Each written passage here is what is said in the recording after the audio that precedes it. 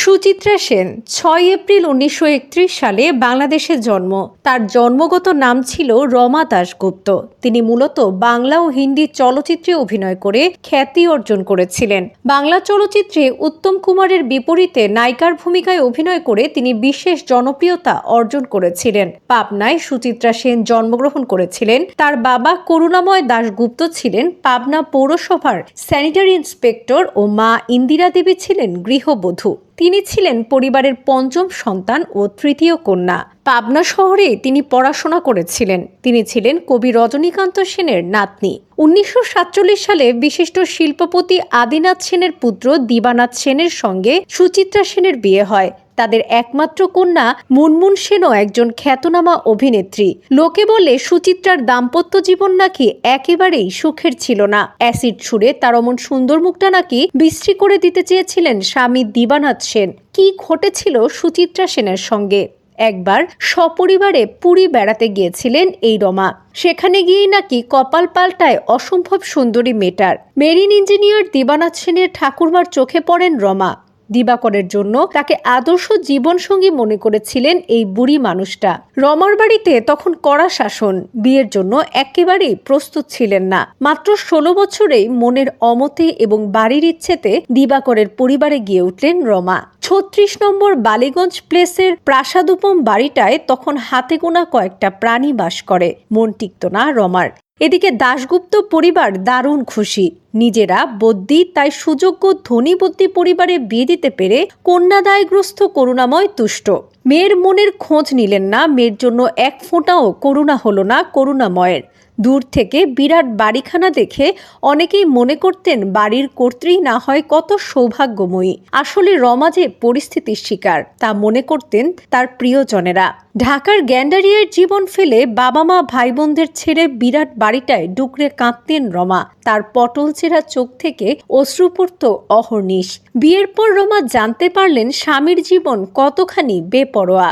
সেই বেপরোয়া ছেলেকে সঠিক পথে ফেরাতে দিবানাথের পিতা আইনজীবী আদিনাথ অমন সুন্দরী স্ত্রী ঘরে এনেছেন তার জন্য। প্রত্যক্ষদর্শীরা বলতেন দিবানাথ তো শায়েস্তা হলেনই না, বরং রমার গোটা জীবনটা জ্বলে পুড়ে শেষ হয়ে গেল। দিবানাথের সঙ্গে রমার বিয়ের ১ বছরের মধ্যে নাকি তাদের এক সন্তানের জন্ম হয়েছিল। সেই পুত্র সন্তান বাঁচেনি। পরিবার থেকে কটাক্ষ সহ্য করতে হয়েছিল সেই রমাকেই। আর ওদিকে সুন্দরী বউকে বাড়িতে বসিয়ে বসিয়ে খাওয়াতে নারাজ ছিলেন দিবানাথ। স্ত্রীর রূপের সদ্ব্যবহার যাতে সঠিকভাবে হয় তাই নাকি তাকে সিনেমা পাড়ায় নিয়ে এসেছিলেন দিবানাথ।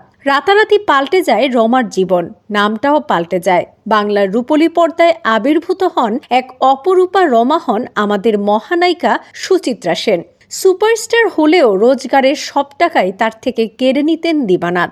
দিবানাথের ইচ্ছা ছিল স্ত্রীকে হাতের পুতুল করে রাখবেন, কিন্তু সুচিত্রা ছিলেন অন্য ধাতুতে গড়া। পর্দায় উত্তম কুমার এবং সুচিত্রা সেনের জুটি হিট করতে পাল্টে গেল সমীকরণ। অর্থ, খ্যাতি, জনপ্রিয়তা, ক্ষমতায় সুচিত্রা পেলেন নিজের পায়ের তলার শক্ত জমি। স্বামীকে নাকি আর তোয়াক্কাই করতেন না মিসেস সেন। দিবানাথ নাকি সুচিত্রাকে উত্তমের সঙ্গে পর্দায় দেখে আর সহ্যই করতে পারতেন না। ইন্ডাস্ট্রিতে আজও সকলে বলাবলি করেন রাগের মাথায় নাকি সুচিত্রার মুখে অ্যাসিড ছুড়তে চেয়েছিলেন তার স্বামী দিবানাথ, যাতে মহানায়িকার মুখটা চিরকালের জন্য নষ্ট হয়ে যায়। কিন্তু তিনি অসফল হয়েছিলেন। মুখের সামান্য ক্ষতি হলেও সুচিত্রার এই চরম ক্ষতিটা করতে পারেননি দিবানাথ। এই ঘটনার পরই নাকি স্বামীকে ত্যাগ করেছিলেন সুচিত্রা। ডিভোর্স না হলেও আলাদা হয়ে গিয়েছিলেন তারা। স্টুডিওতে শুটিং করতে করতে স্বামীর মৃত্যু সংবাদ পেয়েছিলেন মহানায়িকা।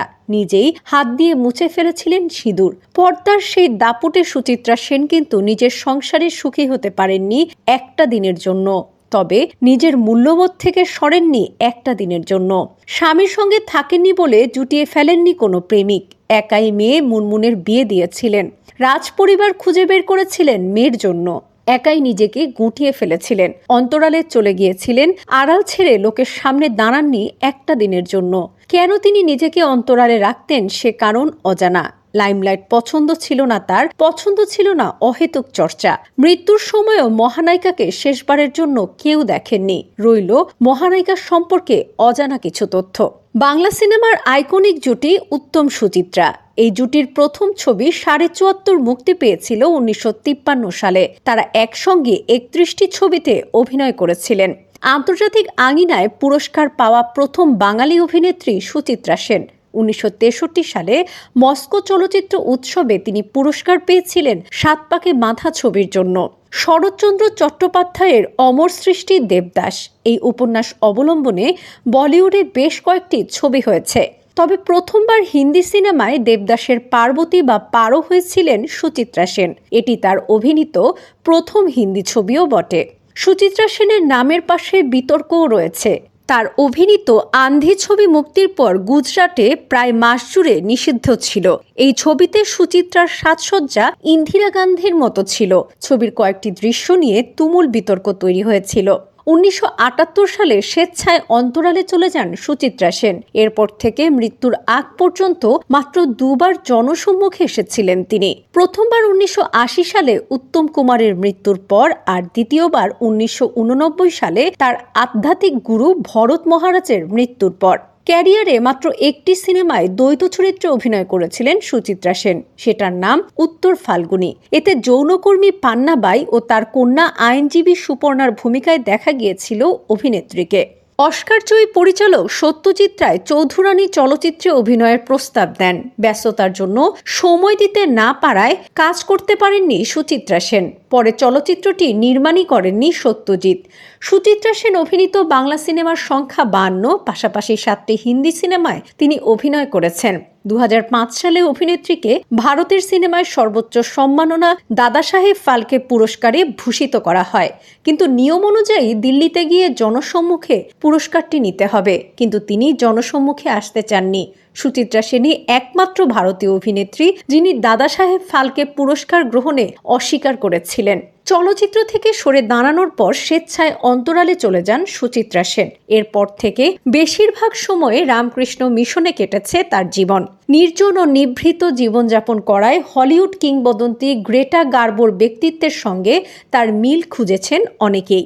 সুচিত্রা সেন অভিনীত প্রথম বাংলা সিনেমা শেষ কোথায় আজও মুক্তি পায়নি। ১৯৫২ সালে তৈরি হয়েছিল সিনেমাটি। ২০১৪ সালের ১৭ই জানুয়ারি ভারতীয় সময় সকাল ৮টা ২৫ নাগাদ কলকাতার বেলভিউ হাসপাতালে হৃদরোগে আক্রান্ত হয়ে ৮২ বছর বয়সে সুচিত্রা সেনের মৃত্যু হয়। ৩ সপ্তাহ আগে ফুসফুসের সংক্রমণের জন্য তাকে হাসপাতালে ভর্তি করা হয়েছিল।